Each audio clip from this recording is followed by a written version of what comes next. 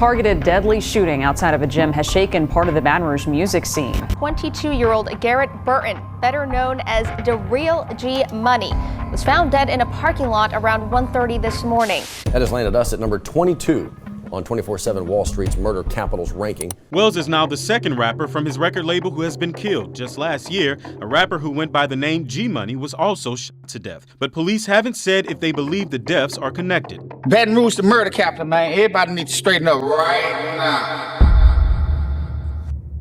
On a warm April afternoon in 2026, two masked figures crept through the parking lot of the Gang God Fitness Gym in Baton Rouge. Quiet, focused, like they'd already played this moment out in their heads over 100 times. Their footsteps were quick and deliberate as gunshots let off. And while gym goers worked out, outside a man dropped beside a pickup truck, his body folding under the weight of something more final. That man's name was Wes Clark, known across Baton Rouge as Cleezy 5, the face and force behind Top Boy Gorillas, or TBG. In those shots, they didn't just take a life. They marked years of bloodshed, loyalty, and retaliation. Another chapter in a story Baton Rouge knows all too well. A cycle that never really ended, it just kept reloading.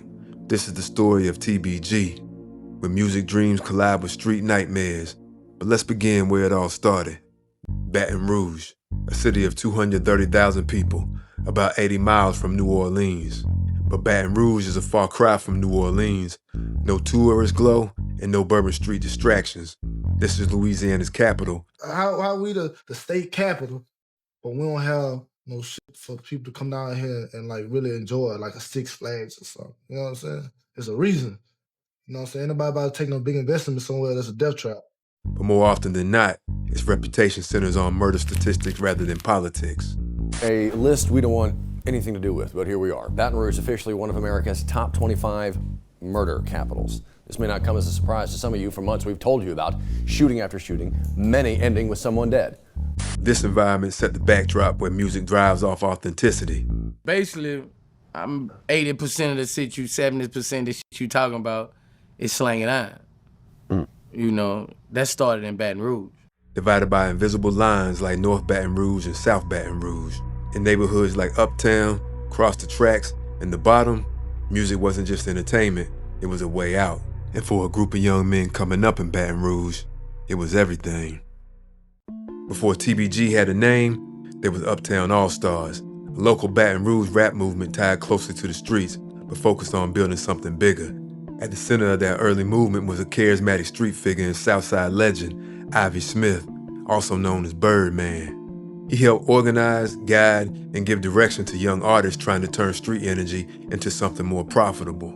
So then, Ivy started rapping, and Yacht started to rap, but they didn't have a lot of time for the studio. None of these people were known for rapping, but they was known for other shit in the streets. We had enough songs, and they were like, man, let's put a compilation out.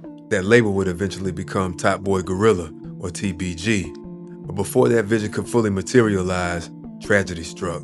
On April 2nd, 2005, Ivy Smith was celebrating his 25th birthday at Club Shenanigans. Allegedly, there was an altercation between Lil Ivy and others at the club, which led to a melee breaking out. After Ivy left the club with friends Kevin Henderson and Joshua Thomas, according to police records, someone pulled up beside them and opened fire, hitting everyone inside. Minutes later, a patrol officer spotted their car crash into a pillar along South Sherwood Forest Boulevard. Henderson and Ivy died at the scene, while Thomas clung to life for 2 days before his heart stopped.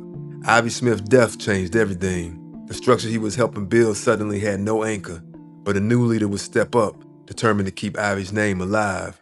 After Ivy's murder, Wes Clark, better known as Cleezy 5, became CEO of Top Boy Gorilla. Everybody on the Uptown All-Stars was hollering, man, we Top Boy Gorillas. TBG is something that started after Ivy died and I think Cleezy took over, you know what I'm saying? But that's when Cleezy stepped up, West. That's when he stepped up and said, well, I'm gonna put some of my money into it. So by me putting my money into it, I get to be the CEO. Cleezy financed studio time, organized shows, and under him, TBG's artists began to buzz in the city.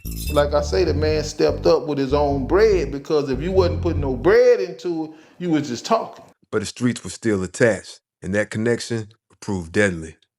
TBG was a collective of artists with three names that stood out early: the Real G Money, Fredo Bang and Lil Yoshi. But every time it seemed they started getting real traction, the streets came calling. Long before he was making songs with Lil Durk, Frederick Gibbons II, better known as Fredo Bang, was a kid growing up in the south side of Baton Rouge. We in Uptown right now. Yeah, that's my old house right there. Baton Rouge is a real life death trap. Whatever you live by, that's what you gonna die by in Baton Rouge. I don't know what other people outside think it is, but there ain't nowhere you gonna play around at. But before Fredo's rise fully reached the mainstream, the streets got to him first. On November 18, 2015, an argument in a home escalated into gunfire. This time I ain't comment or nothing, I just pulled up. I was like, shit, let's go down the street then by the apartments. We fight for a good 5 minutes. At the end of the fight, his daddy snuck me. So I flip him over. When I stunk him, everybody, like, the whole apartment complex just rushed in at me. I run in the car, grab my gun, and I actually wasn't aiming for him. I aimed for his daddy.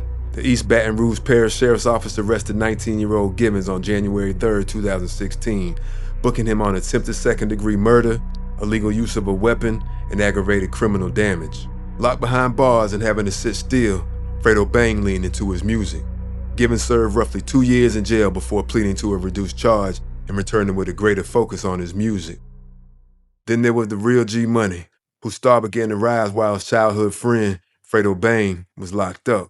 With G Money's motion growing, XXL magazine included him in its list of 12 Baton Rouge rappers you should know in February 2017. Aligning himself with TTG, his charisma quickly propelled him as a marquee face for the label.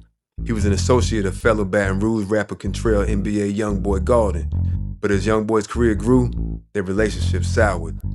In an August 2017 interview with Say Cheese, G Money hinted at the source of the rift.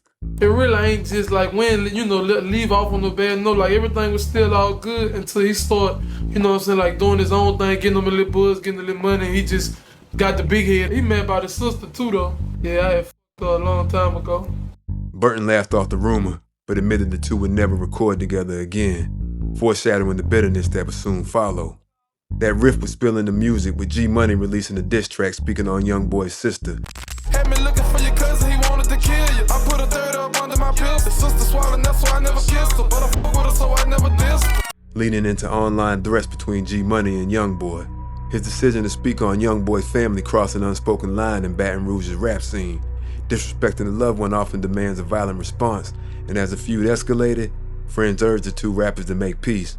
Pride kept them on a collision course they felt they couldn't turn back. In the early hours of September 10, 2017, that collision course turned deadly. G Money left the Dallas Drive recording studio around 1:30 a.m. and was shot multiple times in the parking lot. He died at the scene. For Fredo Bang, G's death wasn't just another Baton Rouge casualty. It was his best friend being left in the parking lot while all he could do was hear about it while in a jail cell. Police initially had no suspects, but because of the public beef, investigators quickly suspected members of the NBA group as shooters. Nearly 2 years later, detectives arrested DeAndre NBA Pap Fields, a close associate of Youngboy, and charged him with second-degree murder. Court records say Fields told police he fled Baton Rouge with his family because he feared TBG would retaliate. Investigators also noted that phone records placed Fields near the studio when Burton was killed, contradicting his claim that he was out of town. G Money's death did more than end a promising career. It created a spark that ignited a string of retaliatory shootings. It didn't cool the city down at all. It just only made it hotter and more public. That reality was most evident on May 12, 2019, when gunfire erupted outside the Trump International Hotel in Miami. An attack aimed at NBA Youngboy that left his girlfriend injured and an innocent bystander dead. In sunny Isles Beach yesterday, gunfire and a stray bullet took the life of an innocent bystander and wounded a young woman who witnesses said was the girlfriend of a hip-hop artist. Prosecutors later linked Lil Yoshi, the nephew of Ivy Smith, to that shooting. Yoshi embraced TBG's legacy with fierce loyalty, and that loyalty often manifested in violence. Few artists illustrate the volatile mix of family ties and street feuds like Yoshi Tyree Edwards. And on July 4, 2020, authorities say 2 men in a rental car opened fire on a vehicle as it entered an apartment complex in Baton Rouge, wounding 2 adults and 2 small children. Investigators used video surveillance and rental car records to tie the vehicle to Edwards' girlfriend. Further investigation connected Edwards to an April 6th shooting where he allegedly fired at 3 people and wounded one, DeAndre Fields, G Money's alleged murderer. By July 11, 2020, deputies arrested him on multiple counts of attempted first-degree murder. When police took Edwards into custody, they actually realized he had an active arrest warrant for a shooting that happened back in April that sent one person to the hospital. Court proceedings revealed how deeply the violence intertwined with music.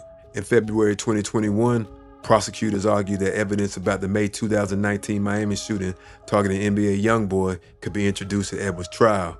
Judge Tarval Smith agreed, noting that a common theme in the shootings was a feud between Never Broke Again and Top Boy Gorilla record labels. Assistant District Attorney Stuart Derriott told the court that the conflict escalated after the September 2017 murder of G Money.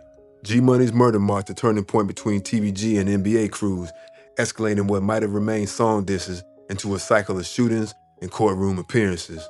At this point, the pattern's clear.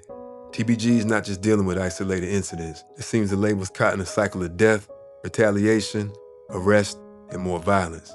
Each loss created another reaction. Each reaction created another headline, and Baton Rouge keeps adding names to the list.